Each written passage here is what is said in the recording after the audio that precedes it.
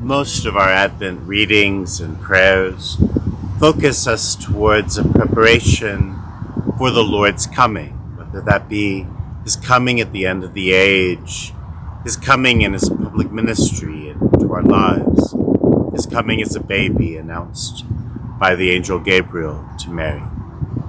But the Church also, in these days of Advent, invites us into, recognizes a time of preparation for the festivities of Christmas.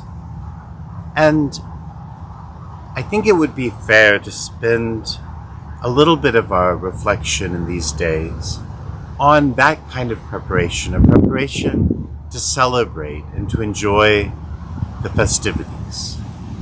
Because I know that's not always as easy as it was when we were 5 or 6 or 7 years old. That sometimes the burdens of life make this kind of joy and celebration seem like a burden. That sometimes the sheer amount of parties makes it seem like one more is less than desirable. Sometimes the ways that we celebrate, the ways that we socialize, and the style of our parties are such that they don't bring the kind of celebration and enjoyment that this season would bless us with. And so I thought maybe for myself and my own struggles in the celebrations of these days, and for us together to consider something of what it means, this celebration of Christmas, what celebration means. Father Ron Rolheiser suggests that it's our lack of ability to simply enjoy life, our lack of ability or our repression of that simple enjoyment of the life that unfolds before us, the enjoyment of food and drink and company and song, and the ways that sometimes we suppress that simple joy under guilt and insecurity and maybe associated with the pains that we've experienced in our lives. And then in that spirit, sometimes we reject these simple joys, trying to pursue a more rigid and fervent God.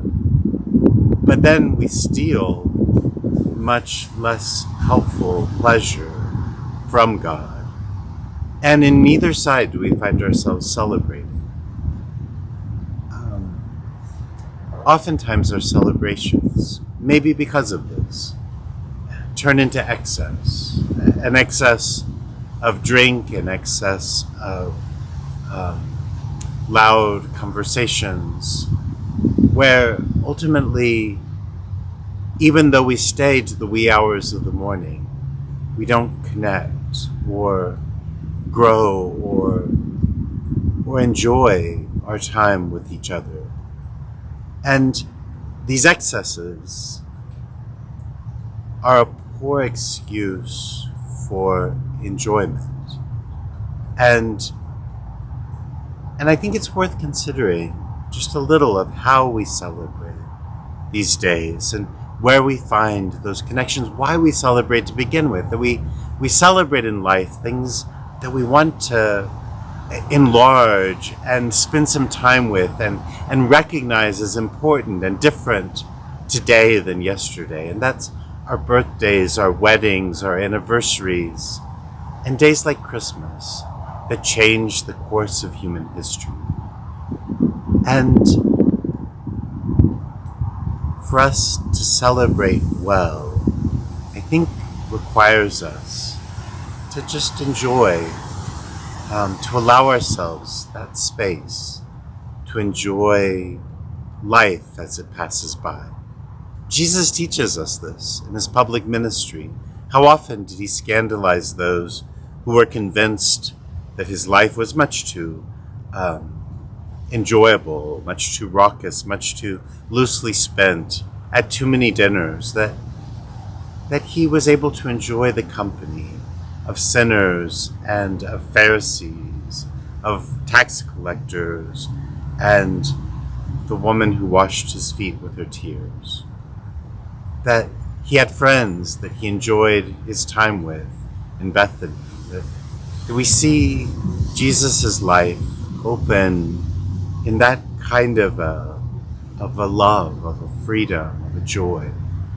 And maybe if we approached our own celebrations from that perspective, with no need to try to make excess overcome the drear of life, but rather to allow the good things in life to rise up, and maybe from time to time to take center stage.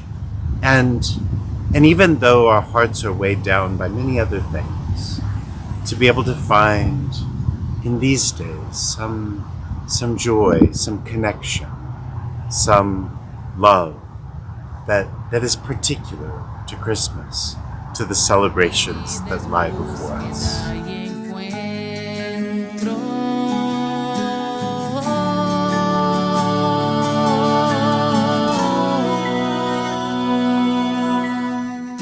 Mi vida es búsqueda y encuentro.